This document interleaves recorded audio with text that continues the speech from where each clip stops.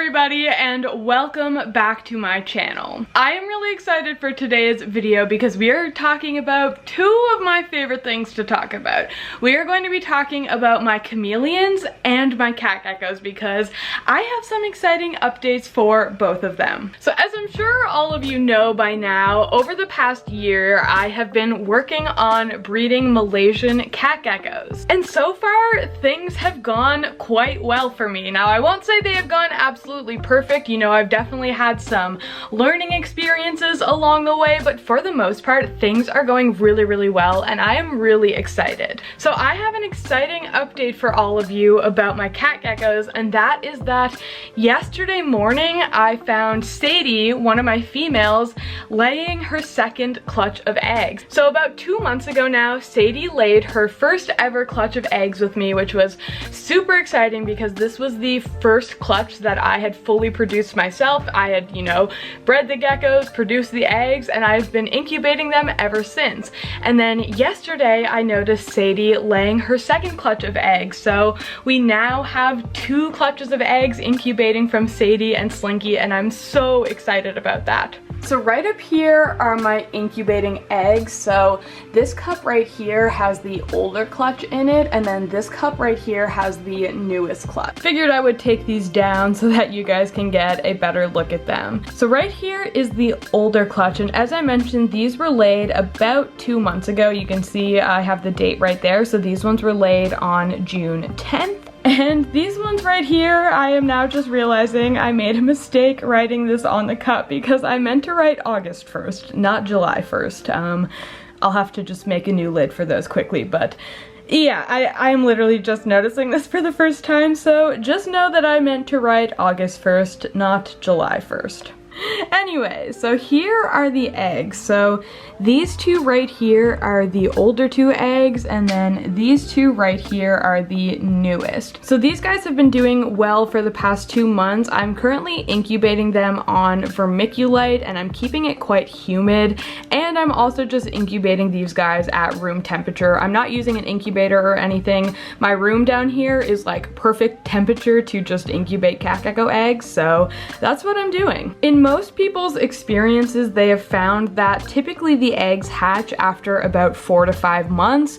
So I imagine that these guys still have another 2 or 3 months to go, and then these guys, you know, have a full like 4 or 5 months to go. But hopefully a few months from now, we will have some babies from Sadie and Slinky. So I do currently have 4 baby cat geckos. However, none of these are from Sadie or Slinky. All 4 of these babies came from Sage and the previous male that she was paired with her old owner. So I'm really hoping that Sadie and Slinky's eggs do well, so then hopefully I can have both Sage babies and Sadie babies. And another exciting thing I thought that I would update you all on is that at the end of August or early September, the date hasn't been officially decided yet, I am going to be getting 3 more cat geckos, but now these ones are actually going to be a different species than I currently have. So the cat geckos that I currently have are all A. felinus, and now these new ones that I'm going to be getting are A. dorsalis. So I am so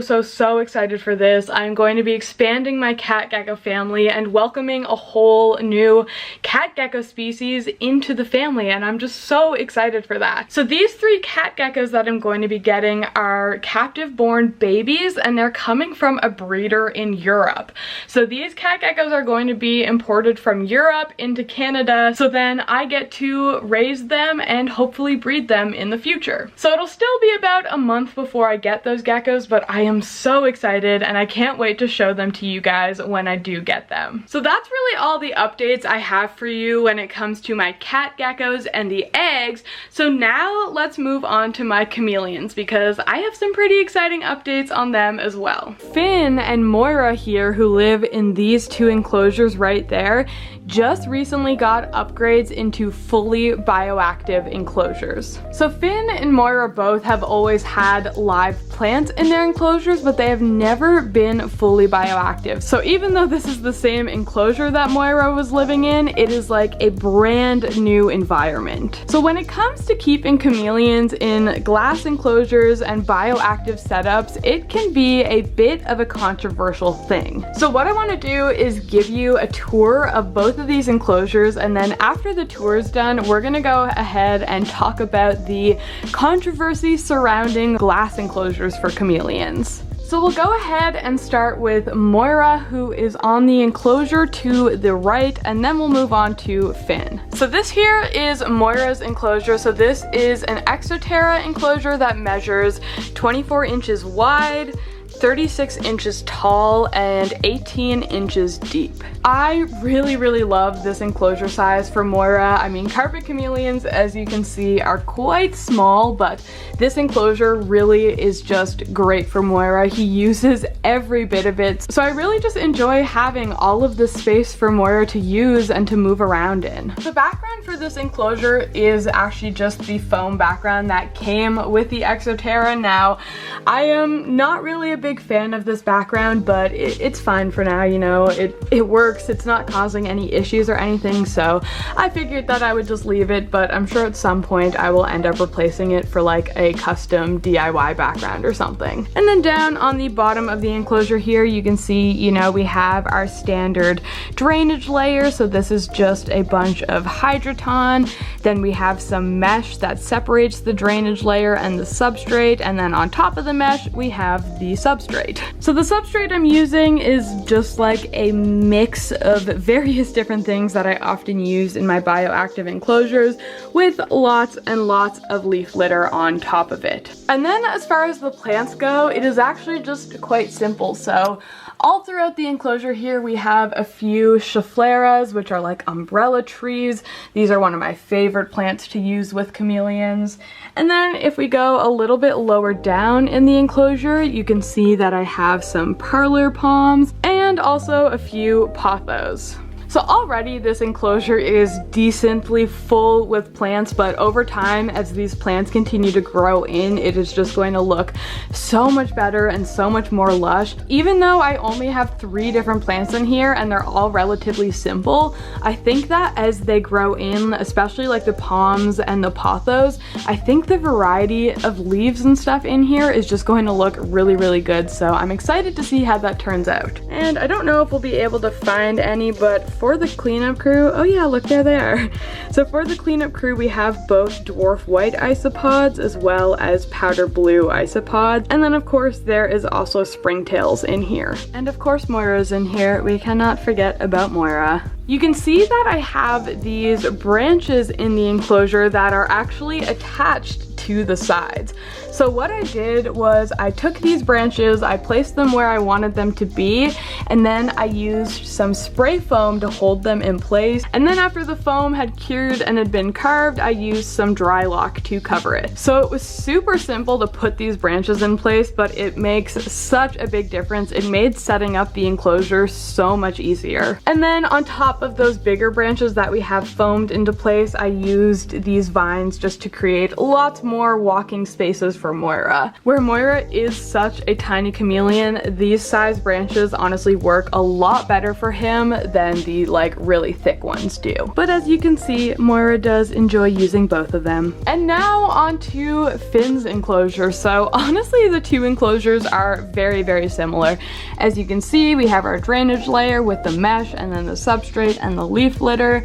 The cleanup crew is the same in both of these enclosures. So this one also has dwarf white isopods, powder blue isopods, and springtails. And the plant choice in this enclosure is also exactly the same. So we have some Scheffleras. Here we have just like a normal green one, whereas this one over here is variegated. So I guess they do have, you know, a slight difference in appearance, but still the same plant.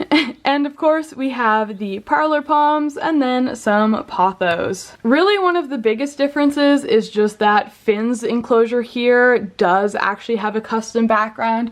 So this here is a background that I made just using spray foam, dry lock, and a big piece of oak bark. And you can see I even made this like little tiny planter up there that I have this pothos plant growing out of. So I'm hoping that over time this will hopefully become a nice big long vine. So you can see that on this enclosure over here I also foamed some branches into place. I used the exact same method. did, as I did with Moira's enclosure. So yeah, honestly, if you have a chameleon, I would highly recommend doing that. It works great. And also I'm sure that would work for many other arboreal animals that, you know, aren't chameleons, but foaming a branch across like this, it's great. Highly recommend.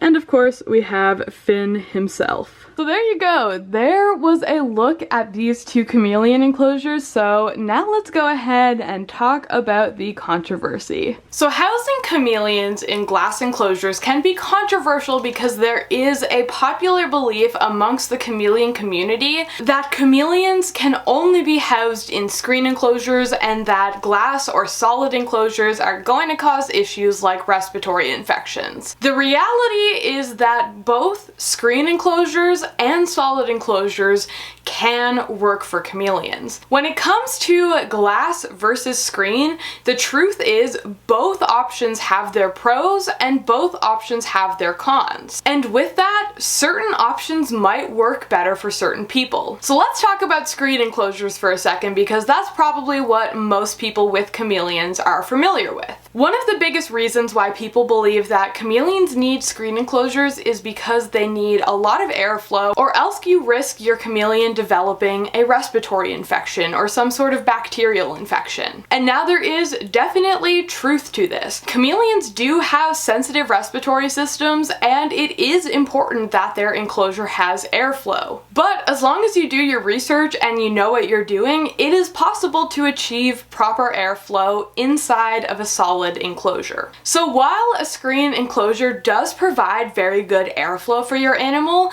that does also come with some downside. When you have an enclosure that is entirely made out of screen, it becomes a lot more difficult to control the environment inside of that enclosure.